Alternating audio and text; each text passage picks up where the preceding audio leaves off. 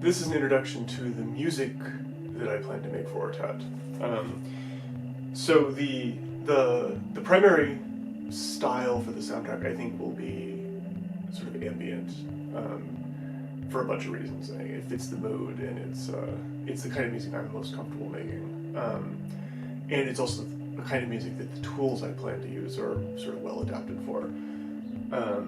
So it will be sort of an atmospheric, ambient, sort of soundscape-oriented stuff, but with reactive components to it, in a way that I think will be interesting.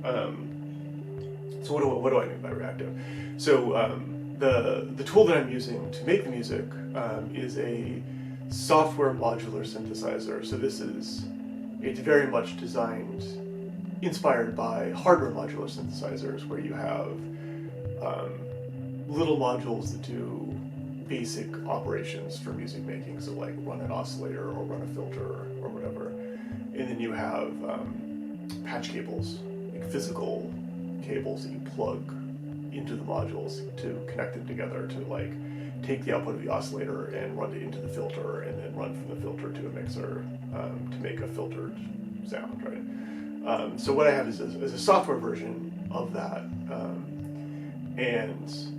but what that means is I can do a thing that the hardware people do a lot, which is have deeply modulated sounds. So you have something that's built out of many components, many modules, all of which are modifying the parameters of each other as the music plays, and that can lead to very interesting effects. So I have a software version of that. I intend to use that, and I intend to bring in aspects of the game world as modulation sources. So in a classic hardware modular synth modulation, you might have, for instance, a oscillator running at a low frequency, like 1 hertz, changing the cutoff frequency of a filter. So if I'm moving a low pass filter between, say, 400 hertz and 1000 hertz cutoff at a rate of once a second, driven by that low frequency oscillator, that is a very particular sort of like pulsing, like in and out sound, and that's used a lot in music built with these kinds of synthesizers. But in game, I can do interesting things. I mean, that's also interesting, but I can do other interesting things, like I can say that instead of the filter cutoff being connected to a low pass filter, or a low frequency oscillator, it's connected to how fast the player is walking. So like if the character is running, I can open the filter and make the sound bright. If the character is walking, I can close the filter and make it dull. I mean, these don't have to be sound effects, right? They don't have to be, the sounds of footsteps as the player walks, or the sounds of fast footsteps as the player runs. They can just be, a sense of brightness when it's running, and dimness and dullness when it's walking. And I think that can be very interesting. And there's all sorts of things you can connect to as modulation sources. So you could connect, where at the screen the player is, in what part of the level they're in, what kinds of set pieces are on the screen. That can be a modulation source. So there's all sorts of different things you can do, and I want to play with that to make music that feels not reactive in the way that sound effects are necessarily reactive, but correlated to what's going on in the game,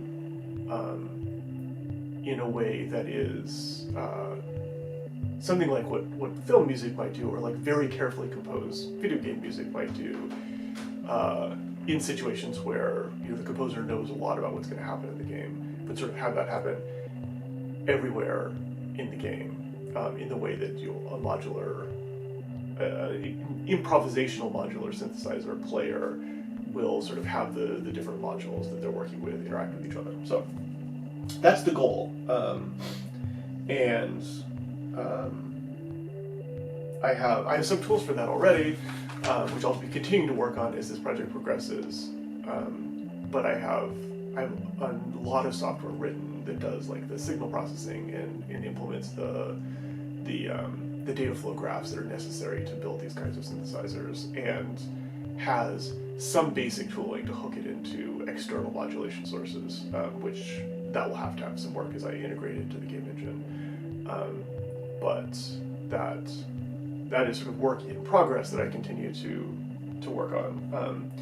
And also, like, the main thing that I'm going to be doing in this project is building my skills as a composer, because I'm not a particularly strong musician at this point, and I hope to become better over the course of this project. And so that will be a thing I'm learning. And so a lot of the stuff I talk about will be about that, around music. So that's how the music is going to go for this project.